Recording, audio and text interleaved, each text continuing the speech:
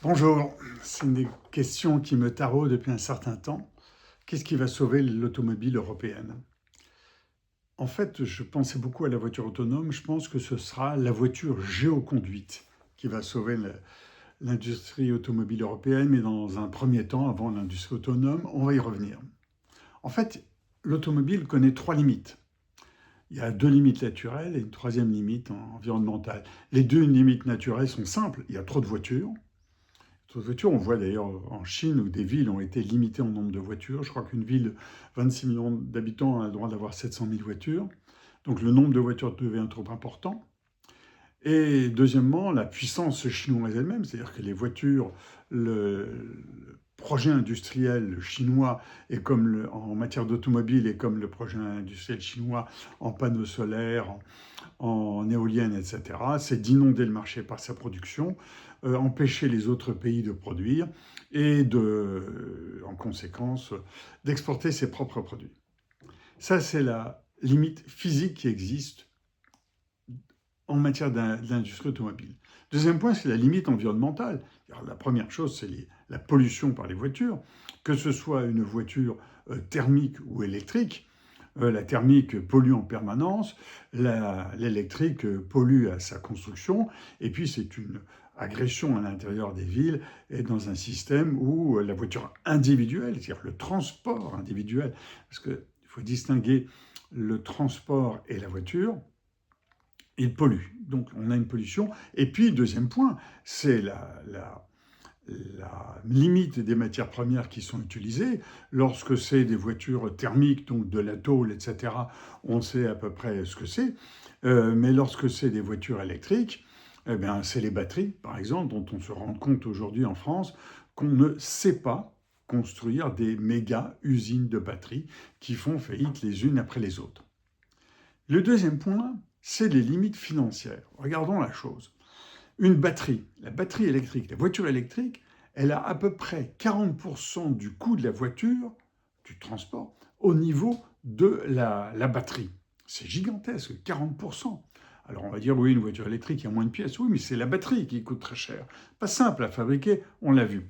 Le deuxième point, c'est l'électronique, le numérique. Enfin, donnons-lui le nom que l'on veut. C'est le tableau de bord numérique, l'aide à la conduite, la connectivité, l'intelligence artificielle embarquée, c'est l'infodivertissement, la mise à jour des logiciels, l'autonomie partielle, c'est donc la dépendance aux fournisseurs de puces et de logiciels. Et ça coûte 20 à 35% du prix selon les modules, selon les voitures. On arrive à donc des prix très impressionnants. La vieille de chevaux des années 50, donc le rétroviseur coûtait 20 francs, ça n'existe plus.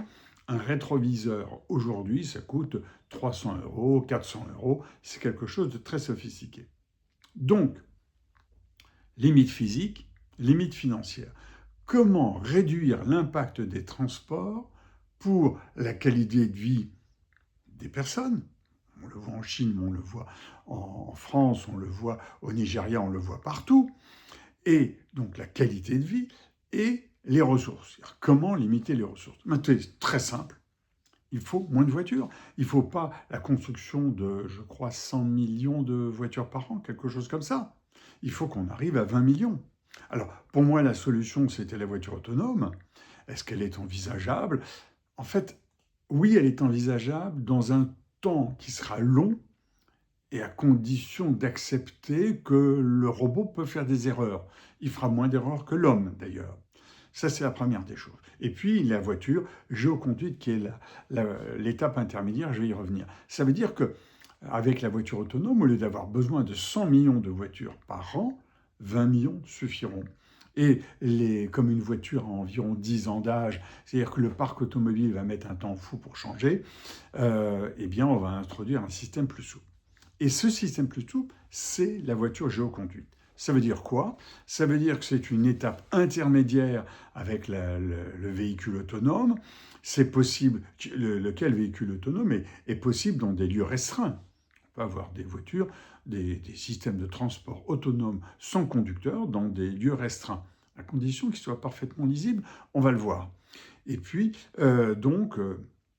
Le transport géoconduit, c'est entre le niveau 2 et le niveau 3 du véhicule autonome, voire le niveau 4, mais avec les mains sur le volant.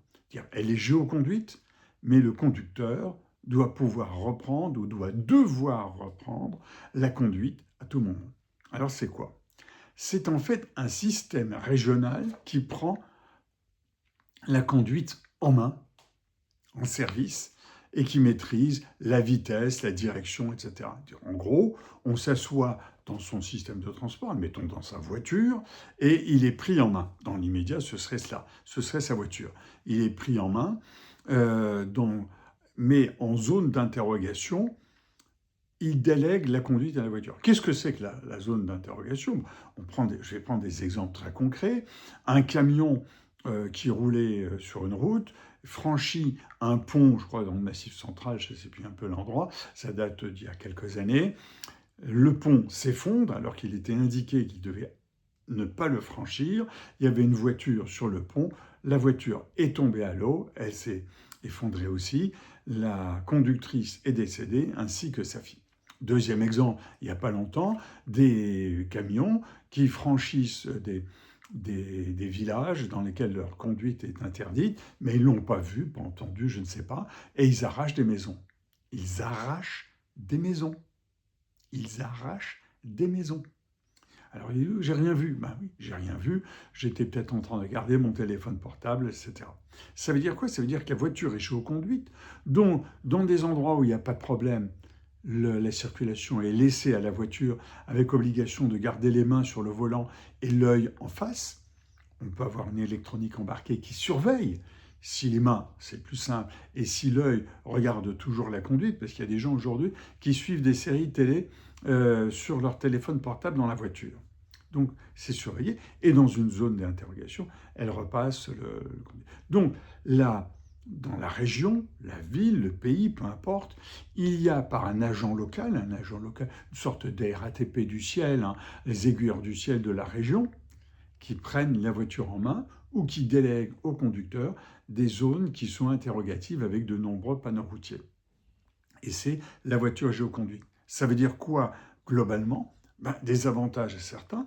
La première des choses, c'est qu'on se déplace avec une vitesse régulière ou qui est régulée par un acteur. Vous savez que si une voiture ou si un ensemble est à 70 ou 100 km/h et qu'on indique qu'il faut aller à 5 heures, finalement, les gens vont rouler plus vite. En cas de limite de trafic atteint, le covoiturage est imposé ou alors à ce moment-là, il est anticipé ou subi. On choisit de faire du covoiturage ou on subit le covoiturage pour qu'il y ait moins de voitures, moins de densité de trafic, ou bien on adapte soi-même ses horaires, on part plus tôt, on part plus tard, on roule à des heures creuses. Et sur les grands axes, la conduite est plus souple, puisqu'elle a prise en main sans aucun danger. On doit surveiller sa conduite, mais elle est prise en main. Et on a donc en résultat une plus grande sécurité, on a moins d'accidents, et donc c'est beaucoup plus agréable de conduire. Voilà, je repars en plongée. À bientôt.